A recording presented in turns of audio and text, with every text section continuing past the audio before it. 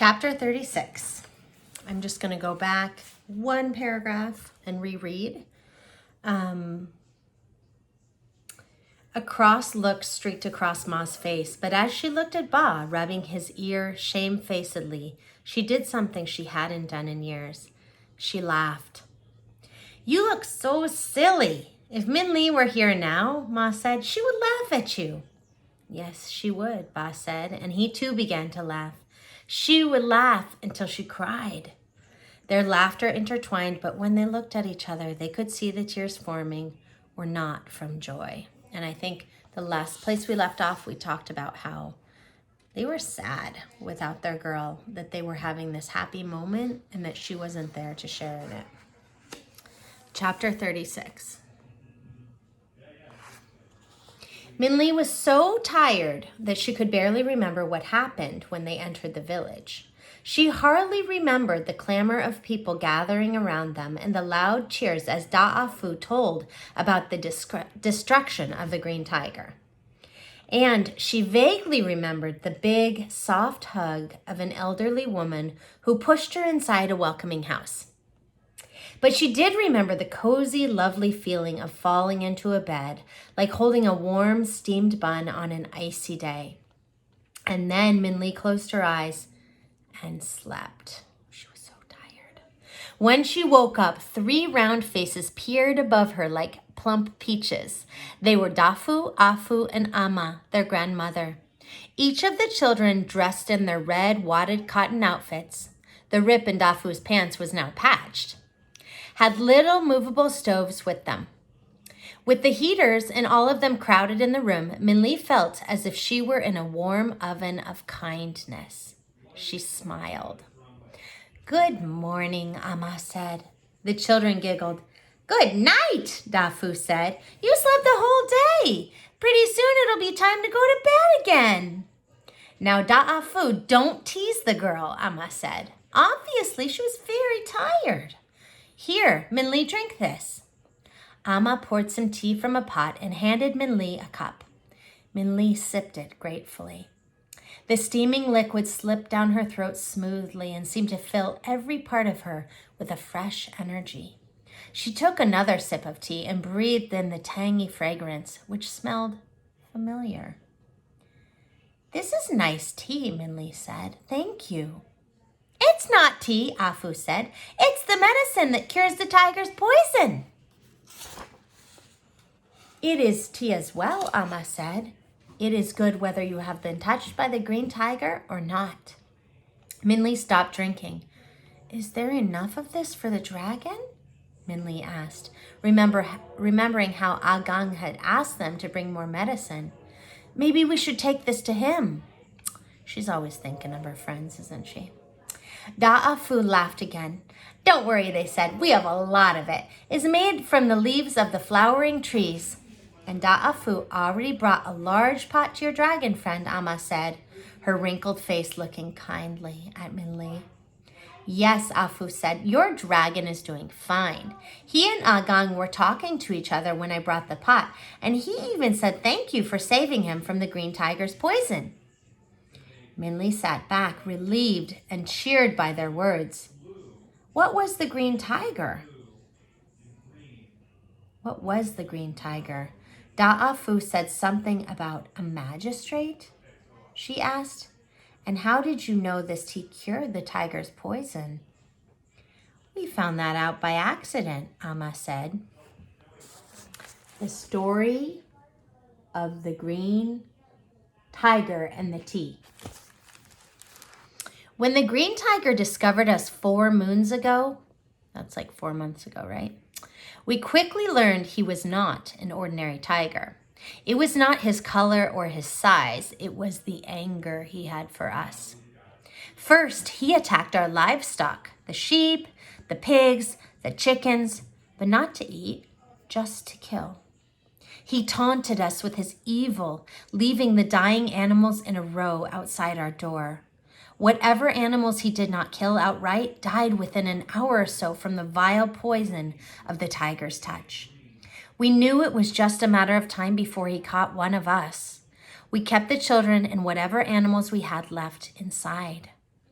Agong, my husband, studied furiously, trying to find out more about this powerful monster who tormented us. We were running out of food when Agong finally discovered what the green tiger was.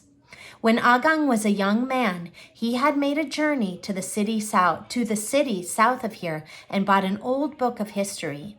That book, with our ancestors' ancient text, was how Agong discovered that the green tiger was the spirit of the magistrate our ancestors had tried to give the secret of happiness to, but had angered instead. Now we remember that story, right? Okay. During his life, the magistrate had filled his spirit with so much rage that when his body left, his spirit could not rest and instead turned into the green tiger. Agong learned that the green tiger searched for all those he felt had wronged him. The tiger would punish us for his imagined offense, and then, when he felt the punishment was complete, destroy us. Afterward, he would find others who had wronged him and punish and destroy them as well. Who knows how many people he hurt before he came to us? Perhaps we were lucky he only found us 4 moons ago.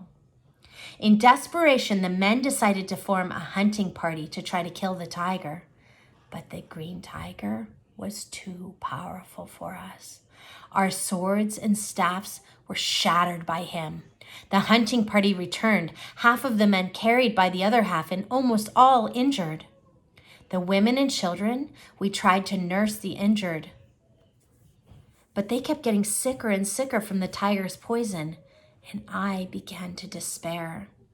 Though it had not worked on any of the animals in the past, I thought perhaps hot water could wash away the poison from the wounds.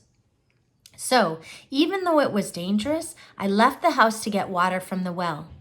Just as I returned, I saw the tiger. He was standing in front of our gate, doing something peculiar. He seemed to be arranging things. I kept a far distance, behind the trunk of a flowering tree.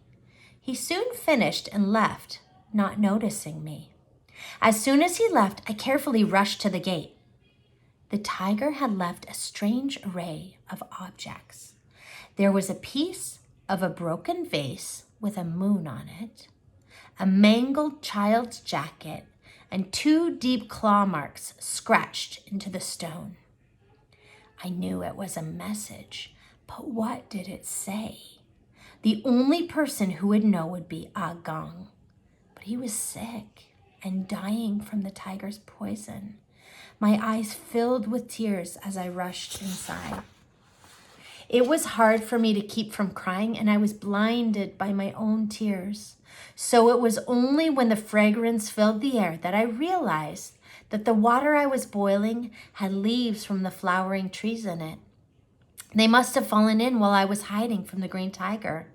It was too dangerous to go and get more water. Everyone was horrified that I had gone at all. So I used the hot leaf water to clean Agong's wound. And like magic, the poison began to melt away. I couldn't believe it. I gave Agong some leaf water tea to drink, and immediately his hoarse breathing was soothed and his face relaxed. Quickly, we used the tea on all the men, and by the time the last injured man was given the tea, Agong was sitting up in his bed with Da'afu at his side. I was a fool, he said to us. I should have known we could not fight the green tiger with more anger. We just add to his power that way. His anger is his strength, but it can also be his weakness. His anger can blind him, and that is when he is vulnerable. Maybe if I can find who angered the magistrate the most, I can. You are definitely recovering. I had to smile. Already you are making plans, but why don't you rest for now? No, Agong waved away my concerns. I must learn more immediately before the green tiger does more damage. I knew then that Agong needed to see the green tiger's message right away. Da'afu and I wrapped him in blankets and supported him as he hobbled to the gate. Agang looked grave as he examined the objects. Just as I thought, he knew right away what it meant. What is the green tiger saying? Afu asked. It says, if we give him 2 children every month, he will leave us in peace, Agang said. This is the start of his punishment for us, the way we are to pay penance for our ancestors. How does it say that? Dafu asked. 2 claw marks next to a child's clothes means he wants 2 children. And the vase is a symbol of peace. The moon on it means every month. So he offers us a month of peace for 2 children. So he offers us a month of peace for 2 children, Agang said. It matters not. We will not sacrifice even a baby pig to him. And that's the end of that part. But Afu and I had other ideas, Dafu said, interrupting. After Agang found out, so wait a second, that was the story, the story of the green tiger and the tea. Okay. But Afu and I had other ideas, Dafu said, interrupting. After Agang found out that the person who angered the green tiger the most was his own son, he was a king and he had banished the magistrate tiger from the kingdom, we made a plan. Yes, Afu said proudly, we decided we would trick the green tiger into getting so angry that he would destroy himself in the well. And our plan worked. It was also a plan that we did not approve of or agree to, Amma said, shaking her head at them, even though she could not help smiling affectionately. But now, young Minli, you have heard our story, but we have not heard yours. We know your name and that you are friends with a dragon, and we can guess you are far from home. Why don't you tell us the rest? So Minli told them about Ma and Ba, their struggles in the muddy fields, the goldfish man and the goldfish. She told them about meeting the dragon that could not fly, and the monkeys, and the buffalo boy. She told them about the king of the city of bright moonlight, and the borrowed lines. She told them about her whole journey. Hey, this author just gave us basically a summary of the whole book right there, right? I'm going to just read it one more time, just so that we can, in our minds, picture the summary of this book. So Minli told them about Ma and Ba, their struggles in the muddy fields, the goldfish man and the goldfish. She told them about meeting the dragon that could not fly, and the monkeys and the buffalo boy. She told them about the king of the city of bright moonlight and the borrowed lines. She told them about her whole journey. And as she spoke, Da'afu and their grandmother laughed and gasped and stared in wonder. Sometimes Amma shook her head. Sometimes Da'afu would look at each other in disbelief. But they did not interrupt once. So all of this is to get to Neverending Mountain? Dafu said finally. We know where that is. You do? Minli exclaimed, sitting up in excitement. Really? Yes. Neverending Mountain is nearby, Afu said. About a day's journey. Minli looked at them in shock, and no words could come out of her mouth. A day's journey? After all their days of traveling, Minli couldn't believe they were so close. As soon as your dragon friend is well, Amma said, Da'afu will take you there, and then you can return to your parents. Minli smiled gratefully, but as she looked at their comfortable, round, pink faces, how both Afu and Dafu leaned against their grandmother with devotion, and how she rested her hands on their heads with tenderness, Minli suddenly thought of Ma and Ba. A wave of longing washed through her, and a dryness caught in her throat that the tea could not moisten. That was a long chapter, but I just want to tell you, listen to how Grace Lynn finishes this chapter, okay? And then listen to how she finished the last chapter, okay? So last chapter, chapter 35. Their laughter, it's talking about Ma and Ba, their laughter intertwined, but when they looked at each other, they could see the tears forming were not from joy. Listen to chapter 36 at the end.